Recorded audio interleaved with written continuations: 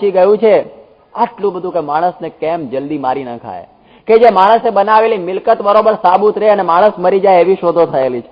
નહીં તો પછી આપણે વસાવવું કઈ રીતે, બધા મરી જાય પછી.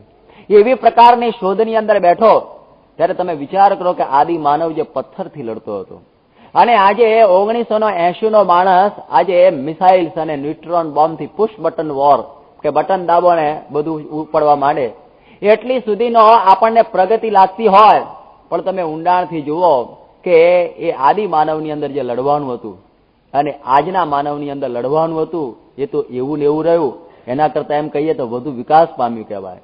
એટલા માટે ડોક્ટર કનૈયાલાલ મુનશી ઘણી વખત કહે છે કે આપણે એમ સમજીએ કે આપણે બહુ વિકાસ પામ્યા.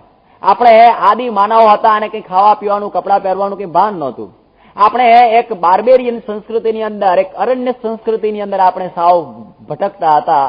કોઈ ખાવા પીવાનું, કોઈ પાર્ટીઓમાં ડાન્સ કરવાનું, કેમ બેસવું, કેમ પહેરવું, કઈ રીતે ટાઈ પહેરવીને કોટ પહેરવું, કશું ભાન નહોતું. કેટલા બધા આપણે સિવિલાઇઝડ થઈ ગયા, આપણે કેટલા બધા મોડર્ન થઈ ગયા, કેટલા બધા આગળ વધી ગયા. પણ એ પોતે કહે છે કે we are modern but not civilised. આપણે મોડર્ન ચોક્કસ કહેવાઈએ કે કેમ બેસવું, કેમ ઉઠવું એ બધું જાણીએ છીએ, પણ આપણે સંસ્કારી કહેવાઈએ નહીં કે જ્યાં સુધી અંદર કામ, ક્રોધ, લોભ, એકબીજાને મારવાની, એકબીજાને ઈર્ષાની આ ભાવના હોય છે ત્યાં સુધી માણસ અસુર અને અસુર જ છે. એને અસુર કહી શકાય, ભલે કોટ પાટલો ને ટાઈ પહેરીને બેઠો હોય, પરંતુ એને અસુર કહી શકાય કારણ કે એની અંદરના મૂળભૂત દોષો તો એવા ને એવા જ છે. એટલા માટે એમણે જોયું કે માણસને મારી નાખવાથી કોઈ દિવસે શાંતિ થતી નથી, પરંતુ માણસની અંદર રહેલો આસુરી ભાવ મારવાનો છે એના માટે નથી શસ્ત્રની જરૂર, નથી અસ્ત્રની જરૂર. એટલા માટે તો અસ્વસ્થામાનો શાપ ભગવાન સ્વામિનારાયણે સ્વીકાર કરી લીધોલો કે આ સ્વામિનારાયણનો અવતાર થશે એ શસ્ત્ર ધારણ નહીં કરે. ભગવાન સ્વામિનારાયણે વિચાર કરેલો કે મારે નિશસ્ત્ર ક્રાંતિ કરવી છે અને 200 વર્ષ પહેલા એમણે એક ક્રાંતિના બીજ એ અવતારે રોપ્યા કે એક હાથમાં તમે જુઓ ગુલાબનું પુષ્પ લીધેલું છે, બીજા હાથમાં માળા હોય, કોઈ પણ પ્રકારનું શસ્ત્ર ધારણ નથી કર્યું અને એ સમયની અંદર 20 લાખ માણસોને પોતાના પગ નીચે નમાવી દીધા. આ સહજાનંદી શક્તિ કેવી હશે? આ ભગવાનનો અવતાર આજે આપણી સમક્ષ આ ભગવાન વિરાજમાન થાય છે. કેવળ એક પુષ્પ લઈને લોકોના જીવન, એક પ્રેમનું પુષ્પ છે, પ્રેમથી લોકોના જીવન બદલી નાખ્યા, અંદરની રહેલી આસુરી શક્તિને મારી નાખી.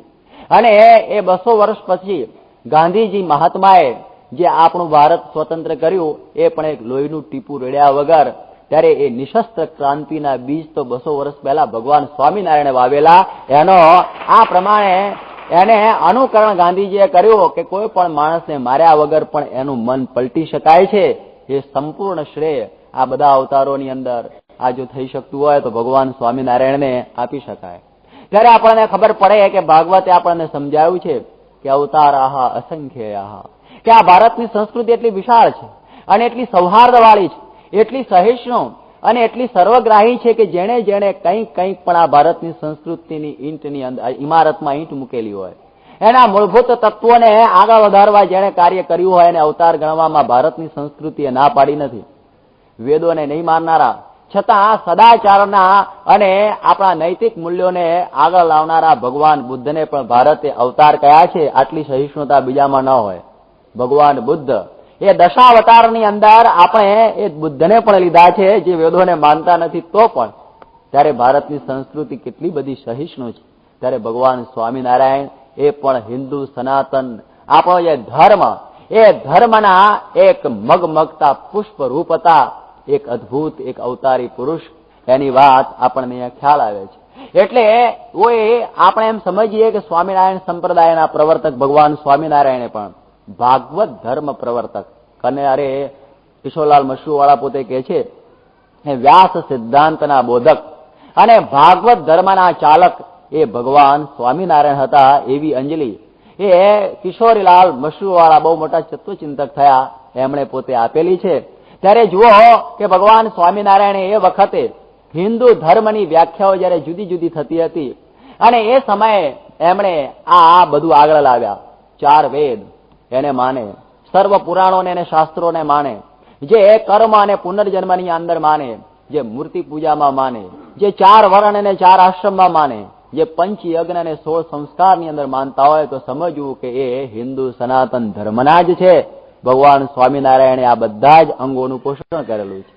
એટલે એ દૃષ્ટિથી એમણે સમાધિની અંદર અનંત જીવોને આ ભગવાનના માર્ગે ચડાવી દીધા.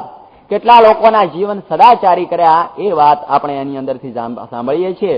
અને એ ભગવાન હવે આ કાર્ય પોતે કરેલું છે. અને આ ભગવાનના અવતારોની અંદર મેં આગળ વાત કરી કે નારદજી પણ એક અવતાર કહેવાય છે. અને નારદજીનું પણ ચરિત્ર બહુ સાંભળવા જેવું છે કે એ પોતે જ કે છે વ્યાસજીને કે અહમ પુરાતીત ભવે અભવમ મુને દાસ્યા સુકસ્યા ચન વેદિવાદિનામ. એ જે નારદજી એ પૂર્વે ઉજ્જૈનની અંદર એક બ્રાહ્મણ હતા અને પુષ્કર સરોવર ઉપર એ તપ કરતા હતા. પુષ્કર સરોવર ઉપર તો બ્રહ્મા બિરાજમાન છે. બ્રહ્મા એ તપથી પ્રસન્ન થયા અને કહ્યું કે તું સૃષ્ટિ કર. નારદજી કે ભાઈ સાહેબ મારે સૃષ્ટિ કરવી નથી, મારો તો મોક્ષ જોઈએ છે, સૃષ્ટિ બીજા ઘણા કરશે. ત્યારે કે નહીં, મારી આજ્ઞા છે, તું સૃષ્ટિ કર. અને જયારે નારદજીએ ના પાડી ત્યારે કહ્યું જા, તને આ પ્રમાણે ગંધર્વનો જન્મ આપું છું ને ત્યાં સ્ત્રીઓ ભોગવજે. અને એ રીતે ગંધર્વનો જન્મ પામ્યા, 50 કન્યાઓ પરણ્યા, દેવલોકની અંદર જઈને ગાવણું કરવા માંડ્યા. અને એક વખતે કોઈ રૂપવાન સ્ત્રીની સામુ દ્રષ્ટિ ખેંચાઈ ગઈ અને પછી તાલ ચૂકી ગયા અને વળી પાછો બ્રહ્માએ સાપ ઠપકાર્યો કે જા તું દાસી પુત્ર થજે. અને એ નારદજી દાસી પુત્ર થાય છે. કાન્ય કુબ્જની કલાવતી દાસીના પેટે જન્મ ધારણ કરે છે. પણ યાદ રાખો કે જે ભગવાનની જે ભક્તિ કરી તેને તપ કર્યું તે કોઈ દિવસે ભૂલાતું નથી. અને ગીતાની અંદર પણ શ્રી કૃષ્ણ ભગવાન પોતે કહે છે કે કૌંતેય પ્રતિજાનીહિ નમે ભક્ત પ્રણશ્યતિ, કે ઊંચ નીચ ઘેર અવતરે પણ અંતે સંતનો સંત. કે નમે ભક્ત પ્રણશ્યતિ, મારા ભક્તે મારા માટે થોડું પણ જો ભજન કરેલું હોય તો કોઈ દિવસે એનું એળે જતું નથી. કે નહીં કલ્યાણ કૃત કશ્ચિત દુર્ગતિમ તાત ગચ્છતિ, કે જરા પણ ભગવાનના માર્ગે કરેલું હોય તો ભગવાનનો કેટલો આશીર્વાદ. એ ભગવાન એનું જમા ખાતું બાજુ ચાલુ રાખે છો. આપણે તો થોડું કોઈ આગુ પાછું કર્યું, જા તારું બધું નાખી દઉં છું. પણ ભગવાન એ રાખે છે અને કહે છે કે નમે ભક્ત પ્રણશ્યતિ, મારો ભક્ત કોઈ દિવસ નાશ પામતો નથી. અને આ દાસી પુત્ર તરીકે જન્મેલા એવા નારદજી સંતોની સેવા કરતા અને સંતોના આશ્રમમાં એમની માં ફરતી હતી. અને એ સંતોની સેવા એ કરીને એમની ઇન્દ્રિયો અંતઃકરણની શુદ્ધિ થયેલી. આપ વિચાર કરો કે કર્મ માત્ર બધા બંધન કરનારા છે, પરંતુ જો એની અંદર ભગવાનની ભક્તિ ભેળવવામાં આવે તો એના એ જ કર્મ મુક્તિ આપનારા પણ થાય છે. ભાગવત કહે છે કે આમયો યશ્ચ ભૂતાનામ જાયતે યશ્ચ સુવૃતઃ, કે જેમ ઘી ખાવાથી રોગ થયો હોય અને એ વખતે વૈદ પાસે જાય ને વૈદ કે ઘી ખાજો, આ મારી દવાનું આપું એની ઉપર, તો કે મોત થશે ને, ઘીથી તો તબિયત બગડી છે ને વળી પાછું ઘી ખાવાનું. કે આ મારી દવાના ઉપર હવે ઘી નુકસાન નહીં કરે, અનુપાન કહેવાય, એ ફાયદો કરશે. એવી રીતે ભગવાનની ભક્તિ રૂપ જે કર્મો કરીએ એના એ કર્મો આપણને મોક્ષ માટે કલ્પાય છે, આપણને બંધન કરતા નથી. નહીતર તો બંધન જૈન સંપ્રદાય પ્રમાણે તો મુક્તિ જ ન થાય. એટલે અહીં આગળ પણ એ ભગવાન આપણે નારદજી એ સંતોની સેવા કરતા. અને યાદ રાખો કે સંતોની સેવા કરવાથી અંતઃકરણની નિર્મળતા થઈ જાય છે. અને એની અંતઃકરણની નિર્મળતા થયેલી અને એ વખતે સંતો એને શીખવાડ્યું કે ભગવાન તારી માં, ભગવાન તારા બાપ, ત્વમેવ માતા ચ પિતા ત્વમેવ. અને એ વાતો એના હૃદયમાં ઉતરી ગયેલી. અને એ સંતના સમાગમે કરીને આ નારદજીની આ ઉત્તમ ગતિ થયેલી. એક વખત એની માં દૂધ દોવા ગયેલી, એને સાપ કરડે છે અને એની માં મરી જાય છે. અને એ વખતે નારદજી એકલા થઈ ગયા. અને એકલા થઈ ગયા, પરંતુ એને પેલી સંતોની વાતો સાંભળેલી કે ભગવાન જ મારી માં અને ભગવાન જ મારા બાપ. એ જ્ઞાન એના મનમાં રહેલું અને મહાત્માઓના મુખે કરીને જે સાંભળેલી વાતો એ એના મનની અંદર યાદ આવી ગઈ. અને એ ભગવાનની પ્રાપ્તિની ઉત્કટ લાલસાથી એ પોતે આ પ્રમાણે તપ કરવા વનની અંદર બેઠેલા છે, પીપળાના ઝાડ નીચે. અને ભગવાનની સ્મરણની અંદર આંખમાંથી આંસુ ભરાઈ ગયેલા છે. અને એ સમયમાં ભગવાન એમને આ દર્શન આપી દે છે. એ ભગવાન અખંડ એના હૃદયમાં આવી જાય છે. એટલા માટે તો કહે છે કે ભલે દાસીનો પુત્ર હતો, પરંતુ સંતના સમાગમથી કેવું થયું કે જીરે સંત સમાગમથી થયા મુનિ નારદ રે હરિનું મન આપ અનેક પતિત ઉદ્ધારિયા. જેના જશનો રે મોટો પરતાપ સંત સમાગમ કીજીએ. સંતના સમાગમનો આ મહિમા કે નારદજી એ દાસી પુત્ર હતા, પણ ભગવાનની ભક્તિ કરી અને સંતોના સમાગમથી તો મોટપ પામ્યા. એટલા માટે એમ ન સમજવું કે આ કુળની અંદર કલ્યાણ થાય કે ન થાય. ગમે તે કુળમાં હોઈએ, પરંતુ મુક્તાનંદ સ્વામી પોતે કહે છે, મુનિ નારદની જાતને જોતા દાસી પુત્ર જગ જાણે રે. હરિને ભજીને હરિનું મન કેવાણા, વેદ પુરાણ વખાણે રે.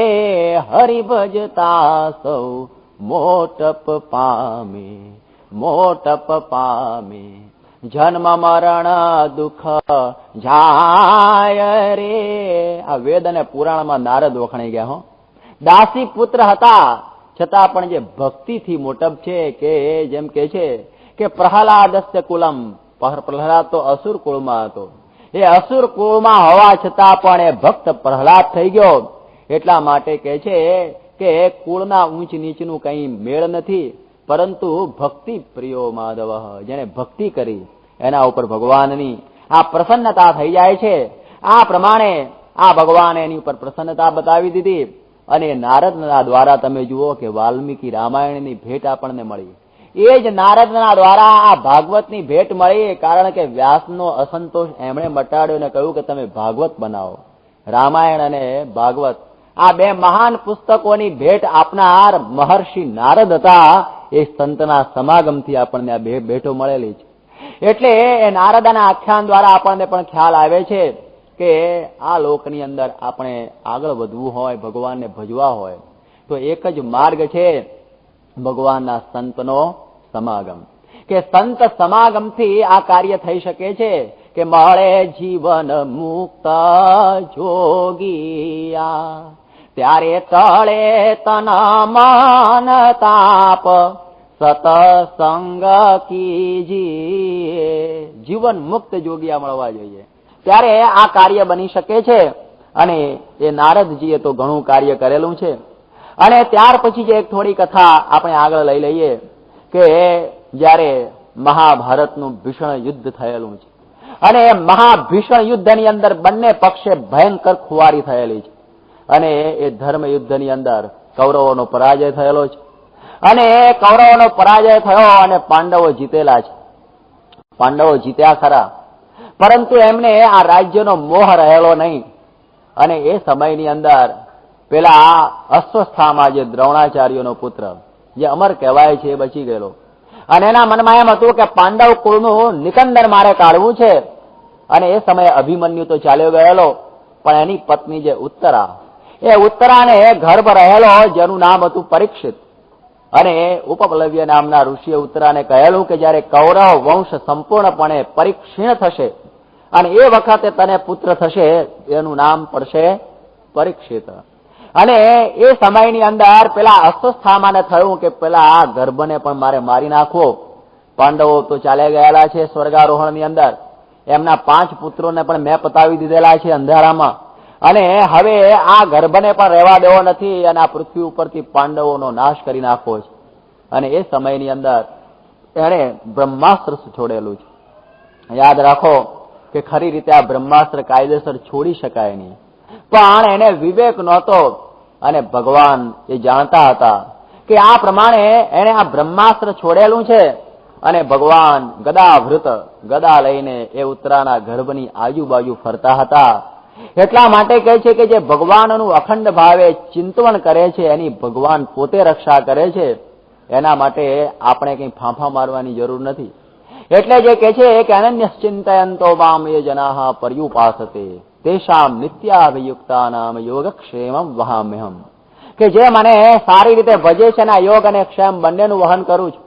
એ પરીક્ષિતની રક્ષા થઈ ગયેલી. આટલા બધા દુઃખો એ પાંડવોને પડેલા છે, પણ પાંડવો દુઃખોથી કોઈ દિવસે કંટાળેલા નથી. ભાગવતની એક સુંદર વાત અહીંયા આગળ આવે છે. અને એ સમયની અંદર કુંતાજીને જયારે બહુ દુઃખો પડેલા, ત્યારે કુંતાજી પણ જયારે પોતે કહે છે કે ભગવાન અમને દુઃખો આપજો. જયારે સુખો આવેલા અને શ્રી કૃષ્ણ ભગવાનને જયારે મથુરા જવું હતું, ત્યારે કુંતાજીની એપોઇન્ટમેન્ટ લેવામાં બહુ ટાઈમ ગયો, કારણ કે બહુ બિઝી થઈ ગયેલા. અને એમને એમ થયું કે આ શ્રી કૃષ્ણ ભગવાનને મળી શકાયું નહીં ને ચાલ્યા ગયા તો સુખને કરવું શું? એટલા માટે કહે છે કે વિપદઃ સંતુ નઃ શશ્વત તત્ર જગદગુરો, કે હે શ્રી કૃષ્ણ ભગવાન અમને દુઃખો આપજો, બસ દુઃખો સિવાય બીજું કશું જોઈતું નથી. કારણ કે દુઃખોની અંદર તમારું સ્મરણ અમને વધાર થાય છે. કે કુંતાજી દુઃખ માગ કે લીનો यही ભક્તિ કી રીતિ વે, વિષય સુખ સુપને में ન લહે, જાકો પ્રભુ પદ પ્રીતિ વે. કે જેને ભગવાનમાં પ્રીતિ હોય છે, વિષયના સુખોને ઈચ્છતા નથી, કે હે પ્રભુ દુઃખો આવજો. અને એ દુઃખોને દુઃખ ન માને એ ભારતની આ માતા કુંતાજી, તમને દુઃખ લાગતું જ નથી. અમે એક વખતે ગયેલા ખાનદેશની અંદર, અને એની અંદર એક હેડમાસ્ટરે મને પ્રશ્ન પૂછ્યો કે ભક્તિની અંદર કઈ માલ નથી. કારણ કે કુંતાજીને દુઃખ પડ્યું, તુકારામને દુઃખ પડ્યું, એકનાથને, નામદેવને, તમારા નરસિંહ મહેતા, બધાને કે દુઃખ પડ્યું ગુજરાતમાં પણ. એટલે ભક્તિની અંદર કોઈ સુખ નથી, માટે ભક્તિ કરવી જોઈએ નહીં. લોકો પણ સાહેબ તમને કેમ પરસેવો થયો? કારણ કે દુઃખ તો એ લોકોને પડ્યું છે, અને તમે કોઈ દાડો તુકારામને અથવા એકનાથને જઈને પૂછેલું કે તને દુઃખ પડ્યું? એ લોકો એમ કહેશે કે દુઃખ છે જ ક્યાં.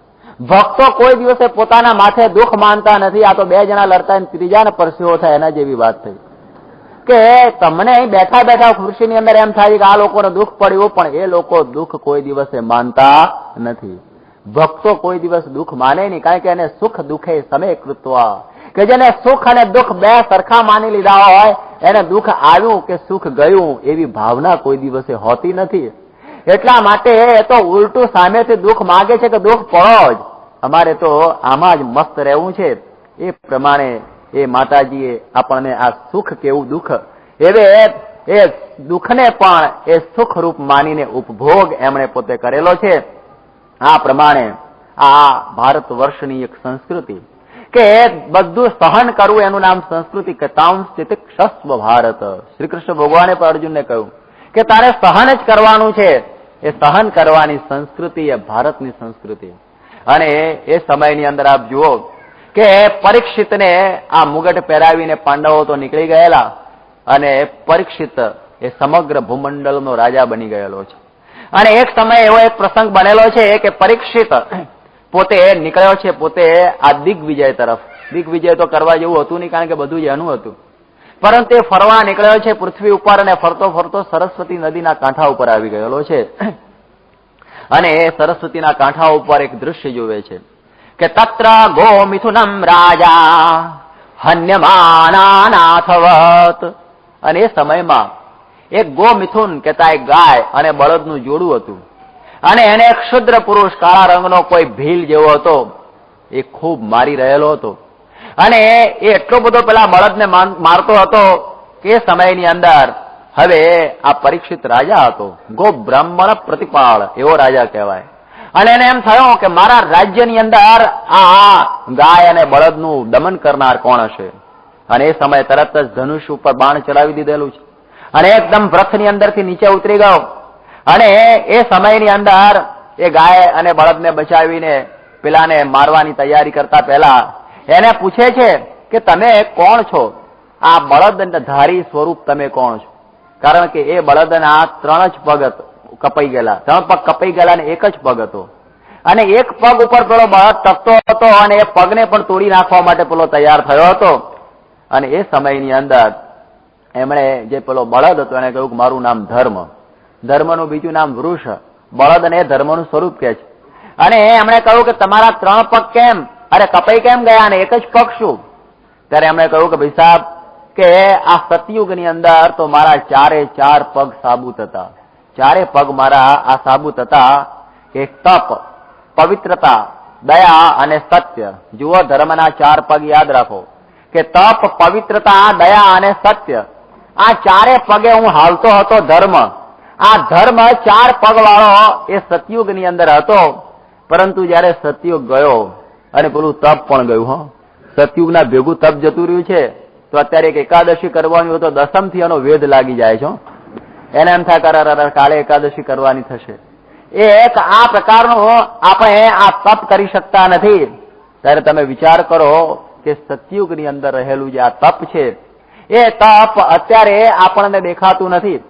પરંતુ આની એક સૂક્ષ્મ વાત પણ મારે સમજાવવાની છે કે આ જે દેહને આ ઓગાળી દેવાનું, 60,000 વર્ષનું તપ કરી નાખવાનું, એ બધું તો તપ ખરું, પરંતુ કદાચ આપણાથી એવા એકાદશીના ઉપવાસો ન થાય, કદાચ આપણાથી નિર્જળા ઉપવાસ ન થાય, આપણાથી સોપારી ઉપર માથું રાખીને ઊંધે માથે તપ કદાચ ન થાય, આપણાથી આ જંગલની અંદર આ પાંદડા ખાઈને રહેવાનું તપ ન થાય, છતાં પણ એક તપ તો જરૂર આપણે કળિયુગની અંદર કરવાનું છે.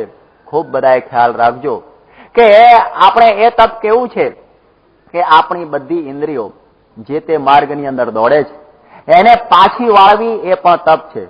આપણી આંખ છે એ જે તે પદાર્થોને જુએ અને આપણને ઘટતું ન હોય એવું પણ ઉઘાડું રૂપ જોઈ જાય, આપણને યોગ્ય ન લાગતું હોય એમાં જયારે જાય ત્યારે એ ઇન્દ્રિયને પાછી વાળી અને ભગવાનના સ્વરૂપમાં અથવા આપણા જે કાર્યની અંદર જોડવી, એનું નામ કહેવાય આંખનું તપ. આપણા કાન આ લૌકિક શબ્દો અને નિંદા અને કુથલી ને રંગ રાગ અને એ બધું જયારે સાંભળવાની અંદર આ કાન જતા હોય, એ કાનને ત્યાંથી પાછા વાળી દેવા, એ કાનનું તપ. એવી રીતે આપણી જીભ અનંત પ્રકારના સ્વાદ લેવા ફાંફા મારતી હોય અને એ વખતે એ જીભને સંયમિત અને આપણો જે પ્રકારનો ખોરાક છે એટલો જ આ સત્વગુણી ખોરાક આપવો, એનું નામ શું કહેવાય? તપ. ત્યારે આ પ્રકારના તપ તો આપણે કરવા જ જોઈએ, અને જો એ જતું રહ્યું તો બધું એ ગયું. હો, એટલા માટે આ પણ પ્રતિક્ષણ જાગૃતિ, એક એક ક્ષણની અંદર જાગૃતિ રહેવી જોઈએ કે મારી આંખ કાન નાક કાન બીજે જાય નહીં. અમારા ઘનશ્યામ સ્વામી ઘણી વખત વાત કરતા, જે ધામમાં ગયા, કે આપણે સત્સંગી થઈ ગયા, તિલક ચાંદલો કરતા થઈ ગયા, આપણે આ પ્રમાણે ધર્માદો આપતા થઈ ગયા, આપણે મંદિરની અંદર આવતા થયા, માળા ફેરવતા થયા, આ બધું કરતા થયા, પણ એ કહેતા કે તમે સત્સંગી થયા, તમારી આંખ સત્સંગી થઈ છે, તમારો કાન સત્સંગી થયો છે, તમારી જીભ સત્સંગી થઈ છે. જો આ બધું સત્સંગી ના થાય તો કેવા ઉપર કપાળમાં તિલક ચાલનાથી સત્સંગ પૂરો થવાનો નહીં. એના માટે આ બધી ઇન્દ્રિયોને સત્સંગી કરવી બહુ અઘરી છે, અતિ અઘરી આ ઇન્દ્રિયોને સત્સંગી કરવાની. એટલા માટે એના માટે આ પ્રયત્ન કરવાની આ વાત અહીં આપણને સમજાવે છે કે ભલે સતયુગનું તપ જે હતું એ ન હોય, પરંતુ આ જાગૃતિનું જે તપ, કે કોઈ પણ જગ્યાએ મારી આંખ ન જાય, મારો કાન બીજી જગ્યાએ ન જાય, કે ભદ્રમ પશ્યેમ અક્ષિભિર્યજત્રાહ, કે અમે આંખે કરીને ભદ્ર જ જોઈએ, કે ભદ્રમ કે શૃણુયામ દેવાહ, કે અમે આ કાને કરીને ભદ્ર જ વસ્તુઓ સાંભળીએ, કે મિત્રસ્થ ચક્ષુષા સર્વાણી ભૂતાની સમીક્ષા મહે, સમગ્ર જીવ પ્રાણી માત્રને અમે મિત્રની આંખે બધાને જોઈએ. આવી પ્રકારની તો આંખ કેળવવી તો રહેશે જ, અને એ જો નહીં કેળવી હોય તો પછી એટલું તપ ન કરો તો બધું એ નકામું.